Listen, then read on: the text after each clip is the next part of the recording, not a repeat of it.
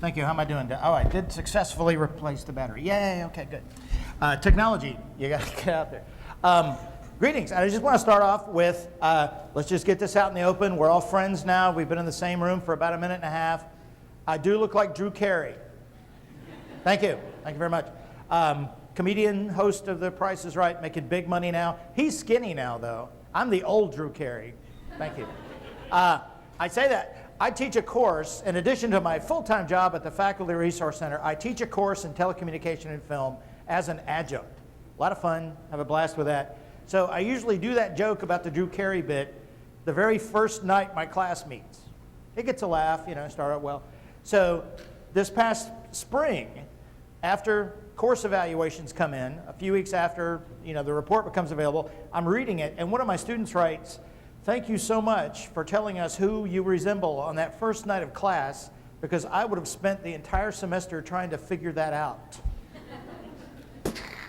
You never know what your students are going to remember. So, and we'll take a little romp here through our technology at the University of Alabama. Have y'all experienced MyBama yet? Yay. MyBama is the web portal for the University of Alabama. We do all manner of cool stuff with MyBama, and I'm going to use my laser pointer. It's not just for cats. I recommend you get one of these. My cat loves this, though. So you do everything, almost, here at the University of Alabama through MyBama. Class rosters, register for classes, mybama.ua.edu. We're going to take a little look at this here in a second, actually using technology. But you can do a lot of things at MyBama. So there are some settings, and here we go. We're going to jump into MyBama right now. Oh, there's our website. We'll get to that in a minute. So here's MyBama. Yay, you know it, you love it. Oh, and by the way, I had the wonderful experience I believe it was last spring, but I had the experience where I was trying to talk and type in my password information at the same time, and I didn't tab between the fields properly, so I'm just typing away my password in the clear. Oh, good. And we'll talk about calling the IT service desk later to get your password changed. I had to do that. So I'm going to be careful now, okay, because I know y'all will all love my password. Yay. So here's MyBama. Ta-da. You will have various tabs across the top of MyBama where we do our work. The first thing I want to show you is how to reset the timeout. And if you go to My Account up here at the top left, you can see My Account Preferences. The default, I believe, is something like 5 minutes. So if you're like me and you're running 6, 7 tabs in your browser all the time and you jump away, then you come back and you're logged out of MyBama and you're like, hey, what happened? You can change this. I've got mine set for 180 minutes, which, is that the max? No, it goes way more than that. So I set mine for 180 minutes. That might help you as you're working with MyBama. And of course, we can go back to the Home tab. So MyBama is the portal where we do everything. Let's jump back over here. We'll come back to MyBama in a second. Don't worry. Oh, good. And we reset. Okay, so MyBama. You can also set up, and I won't go through this level of tedium for you, but you can set up your contact information within MyBama. There are some occasions, for instance, in the event of a weather situation, a severe thunderstorm warning or a tornado warning, you can set it up to receive. I receive texts to my iPhone, which I always have.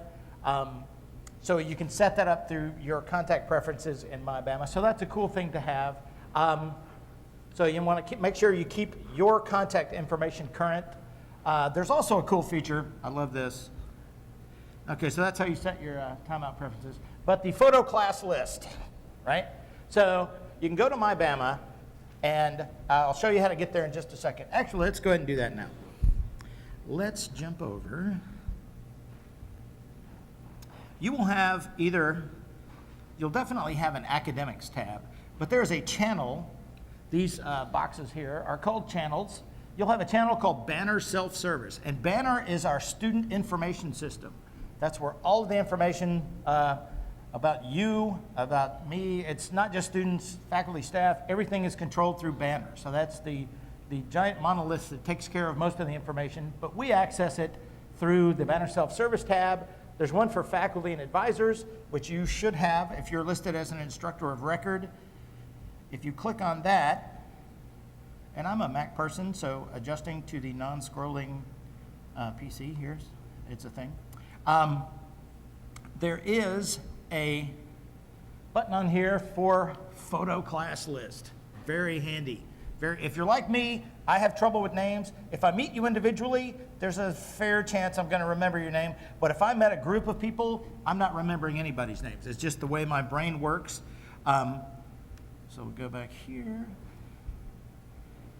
Let's go back to the photo class list. Hey, how about that? F5 always takes you back. Okay, so photo class list, and I would show you an actual photo class list, but that could be a potential FERPA violation. You'll be hearing all the legal stuff from Norma Lemley from the Office of Counsel a little bit later on, so I created my own. By the way, that's my cat. There is an actual real live person cat here. So you can, for each course that you have, you can see a photo class list of all your students, which is a great tool for helping connect the names with the faces. And if you're teaching undergrads who are 100, 200 level courses, this is going to work because these photos will be fairly fresh, because these photos are made when you come to orientation. So I teach a 400 level class, so many of my students are maybe 4 years out, 3-4 years out, so they look kind of different, but it's still a very helpful tool to help you with learning folks' names. And as I mentioned, I did have the occasion to need to change my password for my BAMA after typing it in the clear, and I called our colleagues at the IT service desk, 348-5555. You can also email them. They help you with technology issues. Technology being specifically computer problems, my BAMA problems, things of that ilk. The IT service desk folks can get you taken care of. They're a great resource to have. They're located in Gordon Palmer, one floor below where we are. Gordon Palmer is the garden spot of the university campus. No, I kid. It's a lovely building. Maybe not the garden spot. Okay. And now this is the fun part, okay? Anybody in here familiar with Blackboard? Yay, okay. Blackboard is a very large, worldwide, international corporation that distributes, manages learning management systems. Blackboard Learn is the University of Alabama's learning management system. So what that means for you is that should your course be set up in Blackboard Learn, perhaps the professor you're working for would do that. You could also do that if you're listed as the instructor of record. You would, again, go through My BAMA to set that up. But if your course is made available in Blackboard Learn, you get online gradebook, discussions, wikis, blogs, online tests, quizzes, assignments. You can share whatever kind of files you may desire with your students. There's great import. There's a great deal of digital handshaking that goes on between Blackboard Learn and the student information system known as Banner here on campus. Our programming colleagues work very hard to make all that work, but that for us, that happens seemingly behind the scenes, so we don't have to worry about it. But Blackboard Learn is the learning management system on the University of Alabama campus. We at the Faculty Resource Center support that, so if you have any issues, any questions about that, we offer a whole slate of workshops. I'll show you that. But not to worry, it's not just faculty. We also work with GTAs as well. So as you're going through your semester, if you need help getting this set up, you would call us, 348-3532. That telephone number is staffed by a team of extremely experienced grad students who support Blackboard Learn on campus. They're awesome. They're wonderful. Grad students rock. We love them. Our web address is frc.ua.edu. I start off my workshops that I deliver at the Faculty Resource Center saying, if you get nothing else from today, frc.ua.edu is your place to go for help with Blackboard Learn. And just now that I'm emboldened with the technology, let's go back over to Blackboard Learn. I'll take a moment. There are, just FYI, this might be a little more than you want to know, but our instance of Blackboard Learn lives on computers in Virginia. Okay, we pay the Blackboard company to host our instance of Blackboard Learn. This gives us a high level of redundancy in case of, heaven forbid, any type of natural disaster or anything like that. So our instance of Blackboard Learn can be accessed through this little button right here. In the event that my Bama should ever be down for whatever reason, doesn't happen often, but it does happen, you can access Blackboard Learn directly at ualearn.blackboard.com.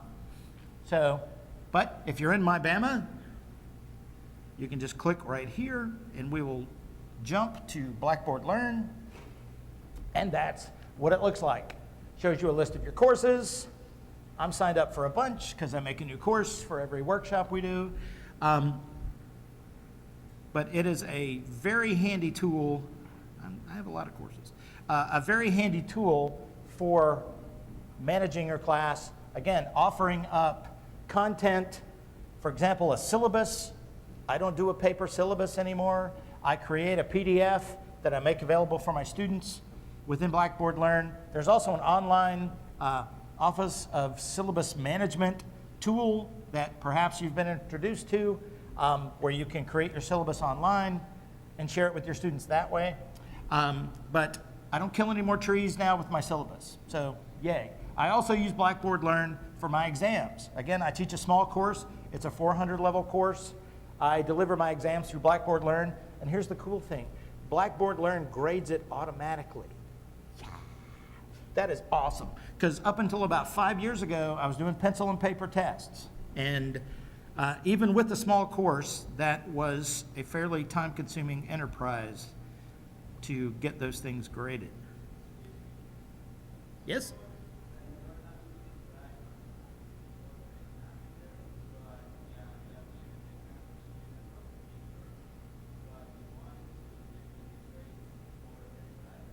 Okay. So the question there is, if you're not using Blackboard Learn to administer the exam, can you record a grade? Is that correct? So the answer is yes. There's a gradebook in Blackboard Learn that allows you to add columns and enter grades. So you could do that, for instance, if you're giving a paper test, or even if, say, you had your students do a presentation or something that wasn't delivered through Blackboard Learn. So you can create a column in Blackboard Learn and enter the grades manually that way. So you don't have to administer the test through Blackboard. Is that good? Okay. So let's jump back.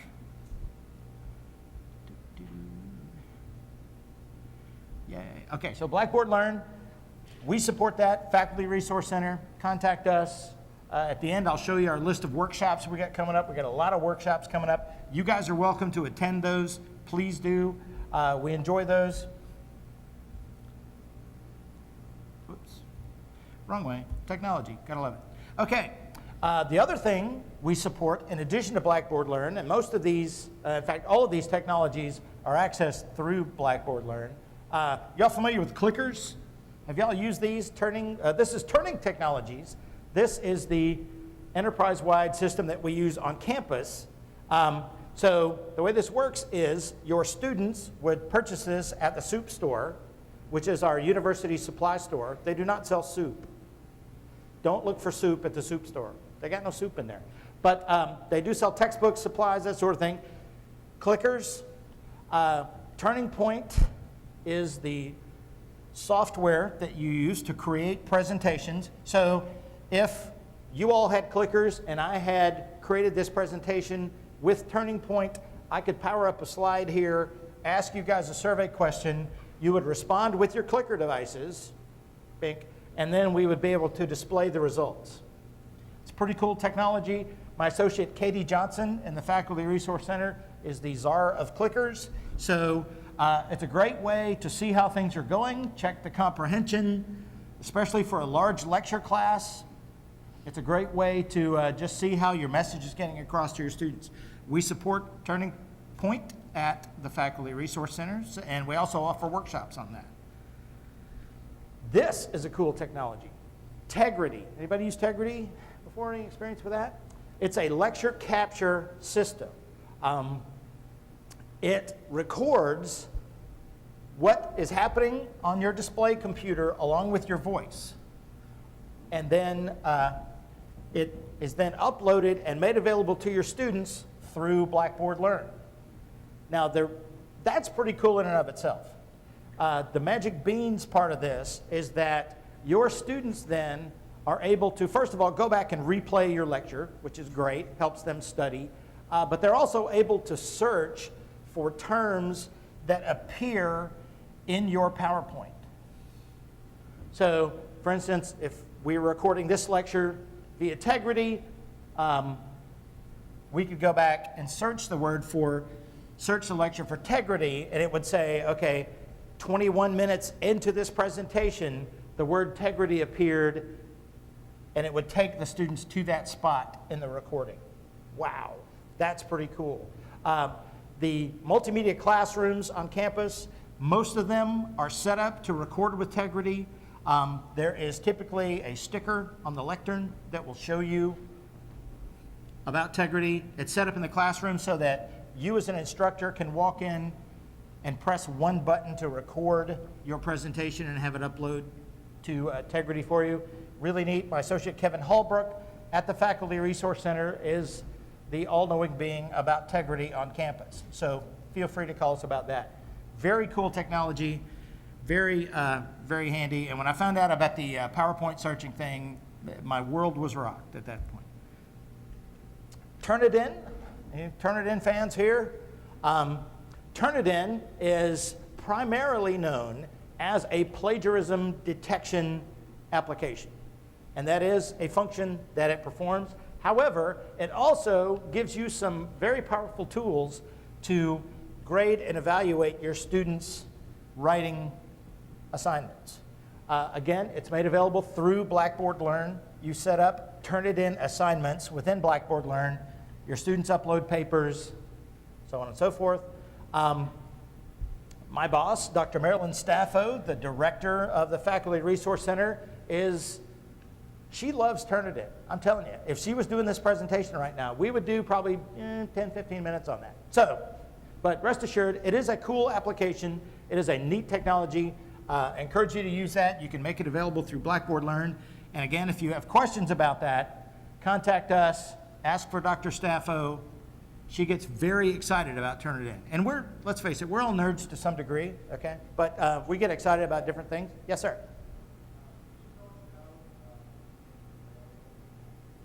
There is a Turnitin assignment. Let's try this. Let's go to my Getting Started course. Under Assessments in your Blackboard Learn course, and I could give you a wonderful presentation about getting started with Blackboard Learn, which we're doing next week, but please come to that, sign up. I'd love to see you all there. I'd need a bigger room because we have a lot of you. This is what the instructor view in Blackboard Learn looks like. These are content areas that we can add. So I've got a content area called Week 1 in this particular course. And assessments can be tests or assignments, but as you see, there's a link there for Turnitin assignment.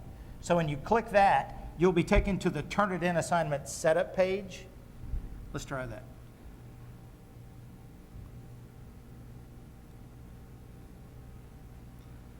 And you will get this dialog, which will allow you to set up assignment title. There are many other responses to this dialog that you could go through, but that's how you do it. You just add it through the Assessments tab in Blackboard Learn.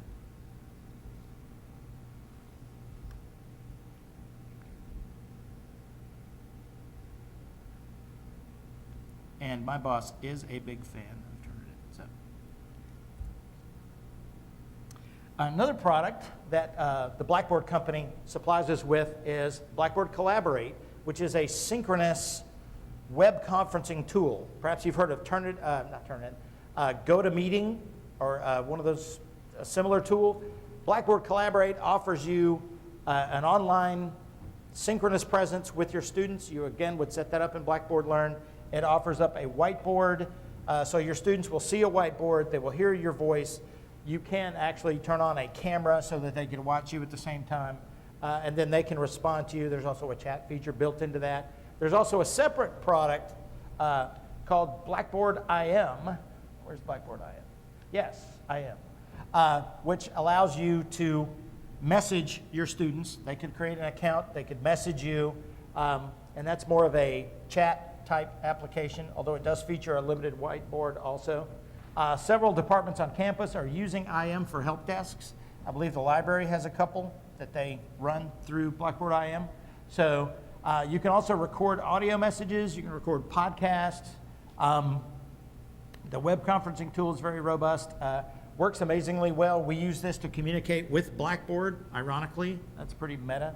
But we communicate with Blackboard via Blackboard Communicate to talk about Blackboard Collaborate. So, good times. Yes?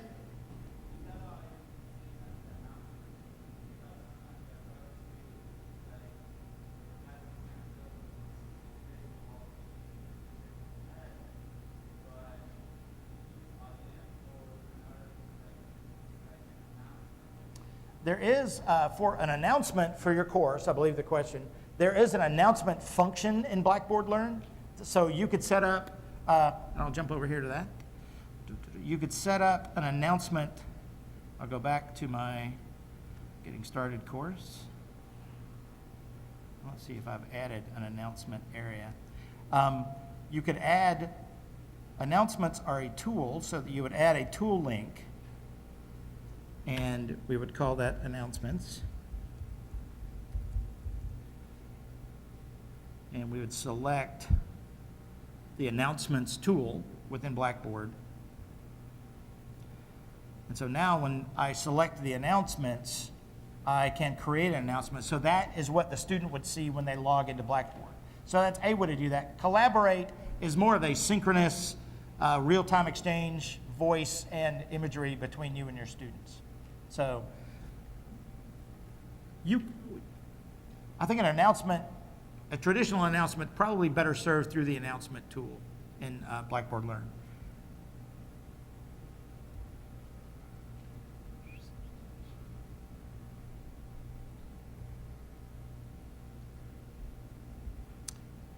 So Blackboard Collaborate, again, we support that. Another cool feature offered up by the University of Alabama through the good folks at Apple Computer is iTunes U. Are y'all familiar with iTunes U? If you have an Apple device, an iPhone, an iPad, if you use iTunes to manage your music, manage your videos, you can access iTunes U. Apple started this 7 or 8 years ago as a way for educational institutions to offer up content to the public. The University of Alabama has an instance on iTunes U. If you just open your iTunes, there is a link, I forget exactly where it is, but it's across the top that says iTunes U. And you can see the hundreds of universities and colleges, even museums get in on this, around the world that offer up content free via iTunes U. So you could see, for instance, the folks at MIT offer up all of their lectures, all of their classes are on iTunes U. So if you're teaching physics and you're looking for maybe a novel way to discuss gravity, you could see how a physics professor at MIT approached that subject. You can search it. We have some wonderful content here. The biggest rock star I can think of who has come back to the university and spoken to us is E.O. Wilson. Do we have any E.O. Wilson fans here? Yeah, E.O. Wilson rocks. E.O. Wilson is the world's foremost expert on social insects. Did I get that right? Okay, good. Don't want to misquote Dr. Wilson. He's an Alabama grad. He's now at Harvard. He has been back to the university several times. I had the privilege of actually getting to record that presentation. He's a tremendous presenter and a very knowledgeable guy, but he's not intimidating to listen to. I mean, this guy's been on the Discovery Channel. For me, that's huge. I know there are academic things that are huger than that, but for me, a guy being on the Discovery Channel, oh my gosh. So we have several recordings by Dr. Wilson, other guest presenters who have come to speak about various topics, but that's all available. You can download this content. So most of it's video. There are some audio clips on there. You can link to these things in your course. So if Dr. Wilson's talk had an impact on you and you wanted to share that with your students, you could offer up a link to that presentation via Blackboard Learn and share that with your students. And they can see it. Again, it's free, it's downloadable, works great. Our colleagues, our sister department over in Audiovisual Solutions, maintain the classroom technology for most of the classrooms on campus. So, and when I refer to technology, I refer to things like the projectors, the sound systems in the room. If you have any kind of issues with classroom technologies, when you go to your classroom, typically there will be a sticker on the podium with a help number. Should you run into some technology issue, you will call that number and there will be someone on the other end of the phone who can talk you through your technology issue. Because really, there's nothing more fun than showing up for your class and realizing that the projector bulb's burned out, or perhaps the computer won't boot or something like that, and you're standing in front of a room with a bunch of people staring at you, and you're resorting to hand shadows, which is fun, but not all that great. So, Audiovisual Solutions, avs.ua.edu, they're in Lloyd Hall. This is a tremendous resource for our campus, the Sanford Media Center. They're in the main Gorgas Library, the one on the quad, the big library. They are a resource for students. So you, as graduate students, can go to the Sanford Media Center. They have a number of computer systems set up for student use that feature industry standard video, audio editing tools. If you're into creating websites, you want to use Dreamweaver, you don't have a copy of that yourself, you can go to the Sanford Media Center. They have the specialized software. They've also got a really nice audio booth. So if your band wants to get together and record something, get in the audio booth. It's fairly large, depending on how large your band is. I suppose you could all get in there and become really good friends. But so you can record professional audio. Another great service that the Sanford Media Center provides is to assist your students in the production of their multimedia work. So if you were to assign a multimedia project for your students, you could get Lindley Shedd or some of her staff to come and speak to your class about the best way to approach a multimedia project for them to produce. Sanford Media Center, very handy resource for campus. And the Faculty Resource Center, my colleague, Dr. Rachel Thompson, is also involved in accessibility on campus. And accessibility in technology is about making your technology that's delivered online as accessible to as many people as possible. And that takes a number of different forms. For instance, you could create a document that you would maybe perhaps share with your students, and you could include alternate text to describe the images in your documents. That's one direction you could take. If, in case someone has a visual impairment and they're reading your document, perhaps with a screen reader, when it comes to an image, if you've included that is built in the alt text, they will get a description of what the image is. That is one tiny example. If you were going to offer up videos for your course, for your students, if you had someone who is perhaps had a hearing issue, it's a good idea to offer up closed captioning for that video. And you think, okay, so folks who can't hear use closed captioning, but it affects a lot more than that. For instance, my son has autism, and when he was young, we turned on closed captioning on the television. My son learned how to read. He doesn't have a hearing impairment, but he was able to learn to read by watching captioning. So I share that with you because I have a little personal involvement with accessibility issues, but it's just a good thing to do. You want to make your content as freely available and accessible to as many people as you possibly can. So, but Dr. Rachel Thompson and the Faculty Resource Center, again, frc.ua.edu, can help talk about that. We're offering up some workshops. We're doing a workshop tomorrow about making your Blackboard Learn course more accessible. Blackboard Learn has been certified by the National Foundation of the Blind as being an accessible learning management system, but you as an instructor can go a long way toward helping that by making your content more accessible. Sorry, I didn't mean to start preaching there, but there we go. The Office of Disability Services on campus work with students who identify to them as needing assistance in an accessibility area. Oftentimes for you, that will take the form of perhaps a student identifying that he or she may need some more time to take an exam. They need to register with ODS to make sure that those accommodations are granted. They also help them with, for instance, audio versions of textbooks, things of that nature. There's another group called the Center for Academic Success, which offers tutoring, how to study classes, just a whole range of services for folks who perhaps need some help adjusting to college.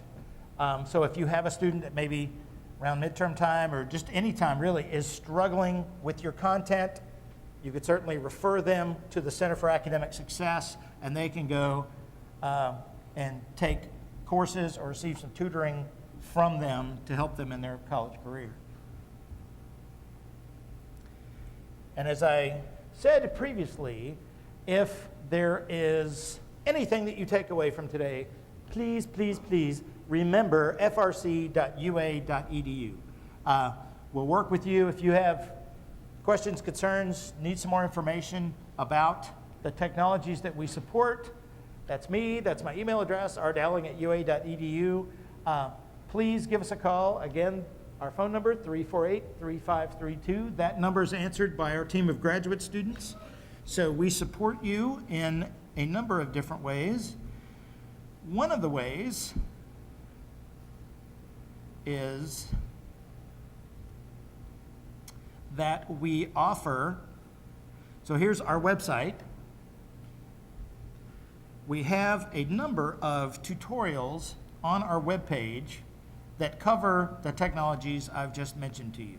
So most of these tutorials take the form of PDFs that you can download, you can print out.